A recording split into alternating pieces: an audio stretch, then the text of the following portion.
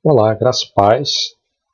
Seja bem-vindo a mais uma aula do nosso curso sobre a natureza e o caráter de Deus. Este curso é uma iniciativa da Escola Bíblica de Liderança e Ministérios da Primeira Igreja Batista em João Pessoa. Nesse curso nós abordaremos aspectos do caráter de Deus, dos atributos de Deus, conforme estão revelados na Bíblia, e buscaremos também aplicar esses ensinamentos, esses conhecimentos à nossa vida cristã. Nosso curso está dividido em 10 aulas. Esta aula é a 6ª aula e hoje nós vamos falar sobre os atributos da onisciência e da onipresença de Deus. Antes de avançarmos para o conteúdo da nossa aula de hoje, é sempre bom rever o conceito de atributo. O atributo é uma qualidade, uma característica. No caso aqui, atributos divinos são aqueles atributos ou qualidades relacionadas ao ser de Deus. Como em Deus todas as coisas são perfeitas, esses atributos também são chamados de perfeições divinas.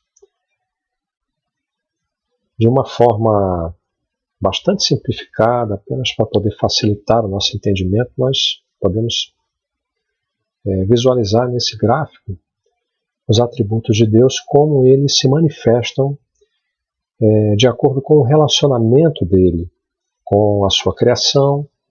Então, vemos, por exemplo, a onipresença, a onisciência, a onipotência se manifestando no seu relacionamento com os seres morais, mais especificamente conosco, com a humanidade, com os seres humanos. Então vemos o amor, a misericórdia, a fidelidade, a justiça, e na sua relação com o tempo e o espaço, a eternidade, a imensidade, a sua autoexistência.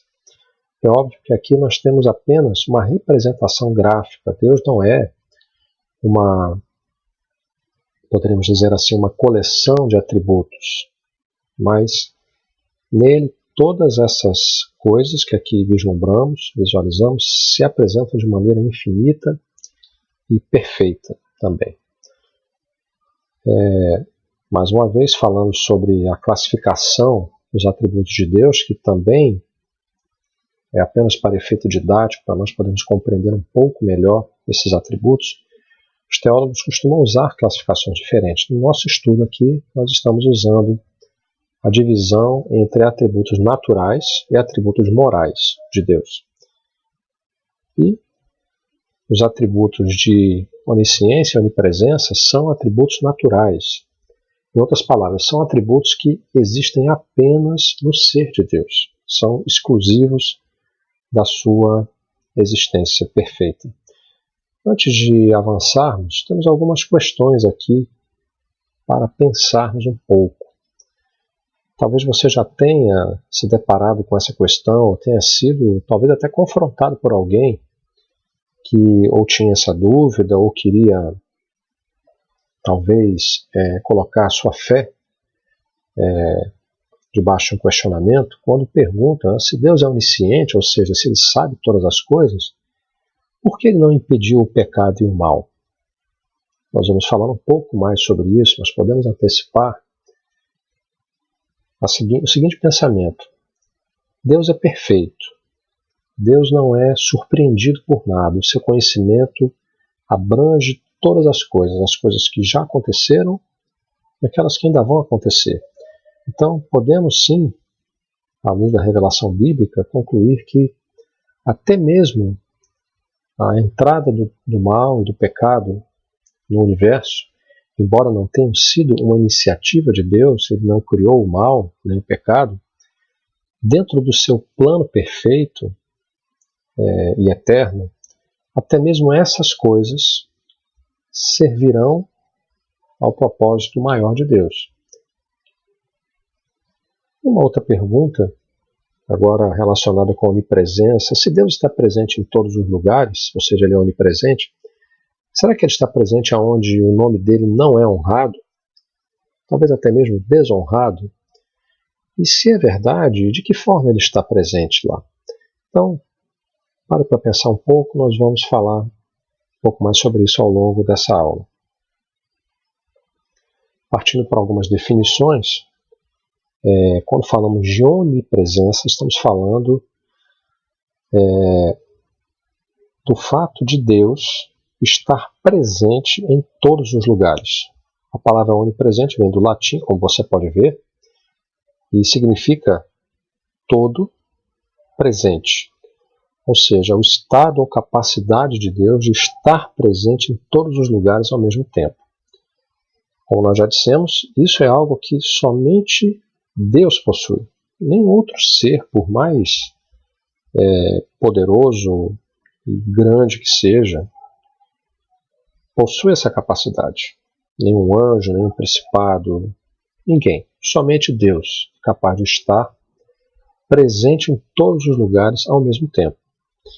E a Bíblia se refere a esse poder de Deus, a essa capacidade de Deus, de uma maneira muito clara. E essa presença de Deus significa dizer que a sua presença é também plena em todos os lugares. Por definição, nós podemos dizer que o universo, pelo fato de ser uma criação de Deus, não pode conter o ser de Deus, ou seja, não existe nada que possa limitar a presença de Deus.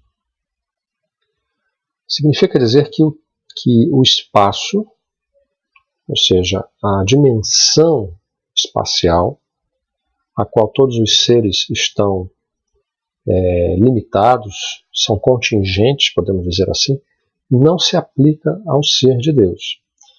E essa onipresença, ou seja, essa revelação da Bíblia de que o Senhor está presente em todos os lugares, deve ser fonte de conforto e consolo para nós. Porque significa para aquele que crê que Deus estará sempre presente conosco. Nós nunca estaremos sozinhos. Aliás, a Bíblia atribui a Deus esse nome, o Jeová Shammah, o Deus que está presente, o Deus que nunca abandona os seus, como o profeta Ezequiel nos diz no capítulo 48, versículo 35, do livro de mesmo nome, Ezequiel. Outras passagens bíblicas tornam muito claro isso. Lá em Jeremias 23, versículos 23 e 24, o Senhor diz: acaso sou Deus apenas de perto? Diz o Senhor. Não também de longe? Ocultar-se-ia alguém em esconderijos de modo que eu não o vejo? Diz o Senhor.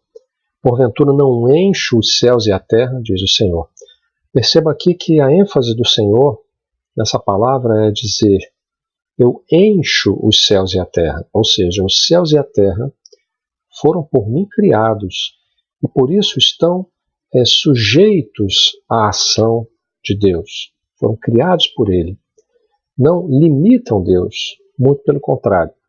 E Deus se apresenta aqui como o Deus que não é Deus de longe apenas, mas é também o Deus de perto.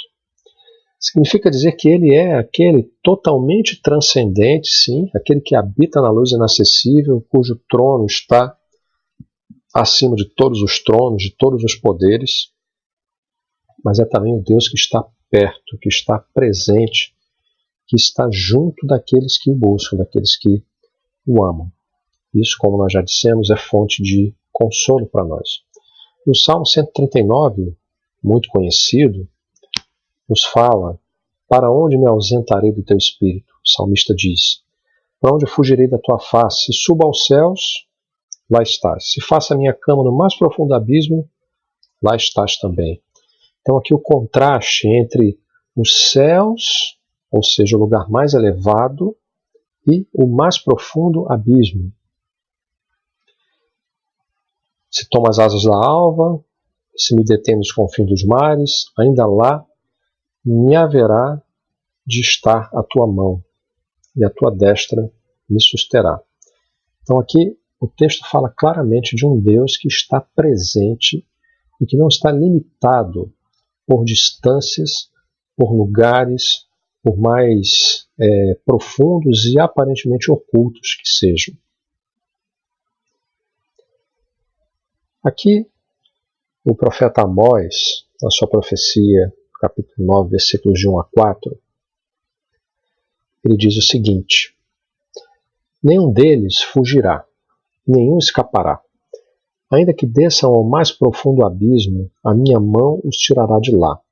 Se subirem ao céu, de lá os farei descer. Se se esconderem no cimo do Carmelo, de lá buscá-los-ei e de lá os tirarei. E se dos meus olhos se ocultarem no fundo do mar, de lá darei ordem à serpente e ela os morderá.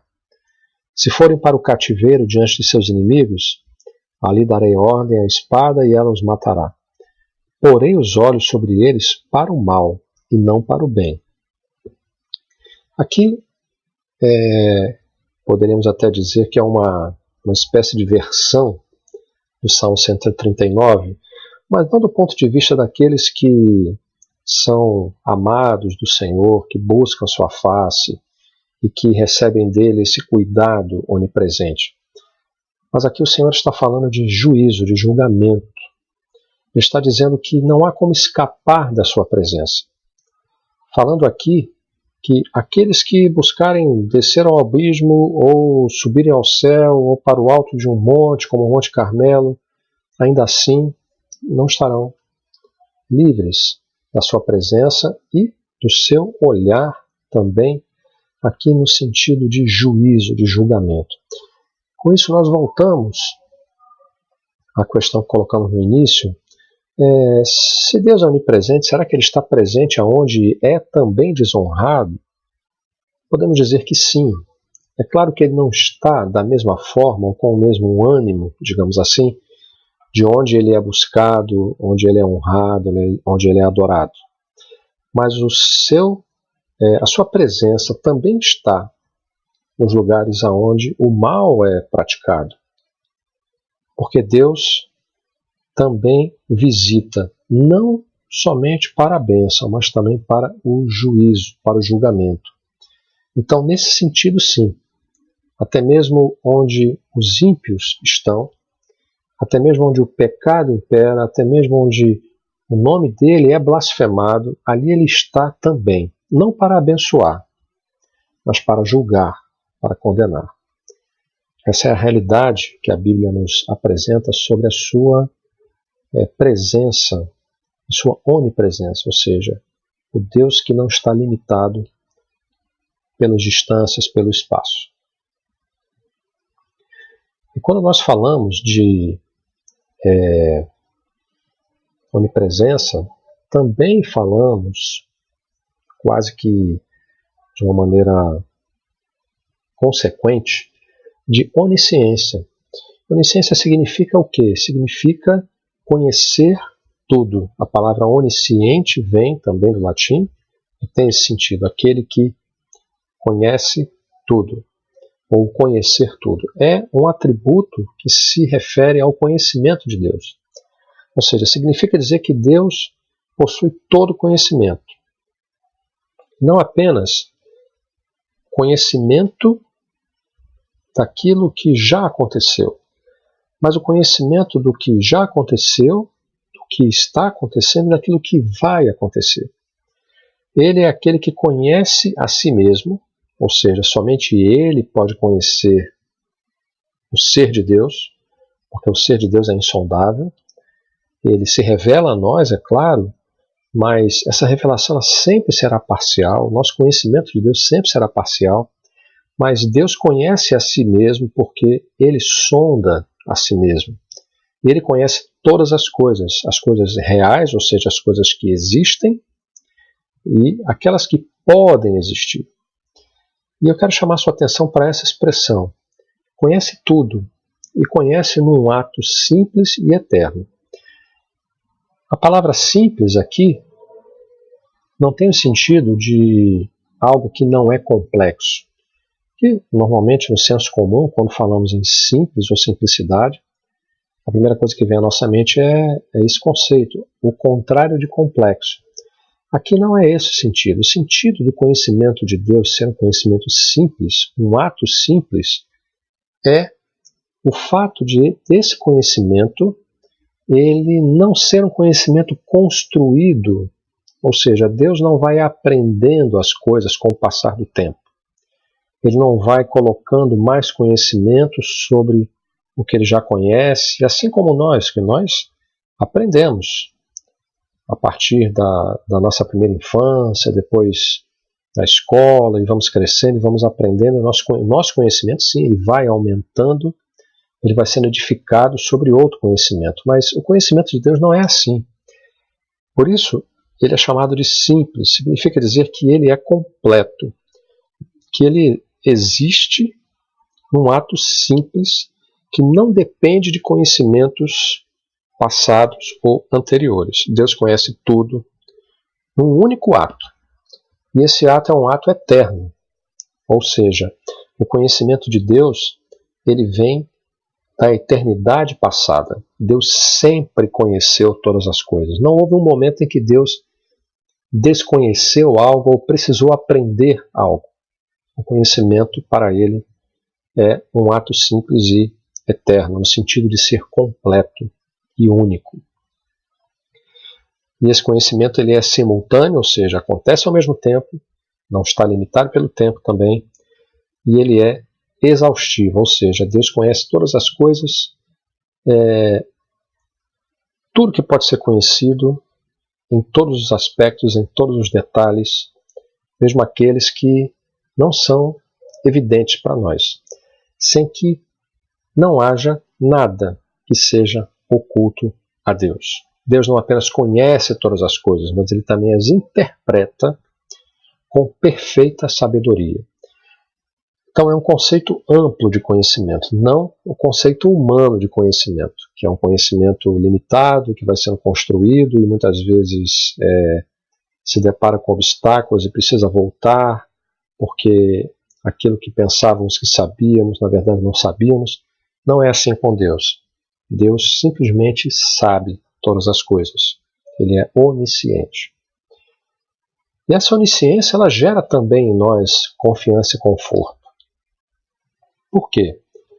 Porque se Deus sabe todas as coisas, e ele não é surpreendido por nada, ele conhece também as minhas e as suas necessidades e tribulações. Ele é aquele que pode dizer: eu conheço as tuas obras, eu sei o que sofres. E além disso, ele nos guia pelo caminho da sua vontade perfeita. Ele nos orienta, porque ele sabe todas as coisas. Se nós o seguirmos, se nós seguirmos a sua orientação, nós temos a certeza de que não vamos tropeçar. Uma outra consequência da onisciência de Deus é o fato de que ele julgará a todos. Todos serão julgados, com base no seu conhecimento perfeito. Como disse Jesus, todas as obras humanas estão patentes diante de Deus. Então, esse conhecimento perfeito de Deus sobre todas as coisas, inclusive sobre o coração humano, sobre as obras e as intenções do coração, dão condições a Deus de fazer um julgamento perfeito também, porque é baseado num conhecimento perfeito. Temos aqui algumas passagens que falam sobre a onisciência. 1 Coríntios 2, de 10 a 11. Mas Deus não o revelou pelo Espírito, porque o Espírito a todas as coisas perscruta, até mesmo as profundezas de Deus. Porque qual dos homens sabe as coisas do homem, senão o seu próprio Espírito, que nele está? Assim também as coisas de Deus ninguém as conhece, senão o Espírito de Deus. Ou seja, é o Espírito de Deus que sonda o ser de Deus. Não há criatura que não seja manifesta na sua presença. Pelo contrário, todas as coisas estão descobertas e patentes aos olhos daquele a quem temos que prestar contas. Hebreus 4:13.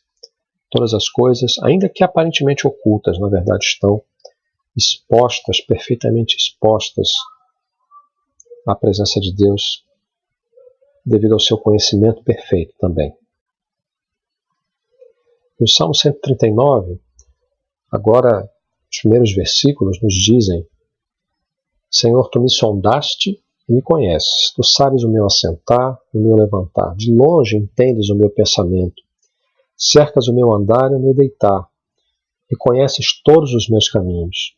Não havendo ainda palavra alguma na minha língua, eis que logo, ó Senhor, tudo conheces. Tu me cercaste por detrás e por diante, e puseste sobre mim a tua mão. Para onde me irei do teu espírito? Ou para onde fugirei da tua face? Que coisa maravilhosa sabermos que o Senhor é aquele que nos sonda, nos conhece.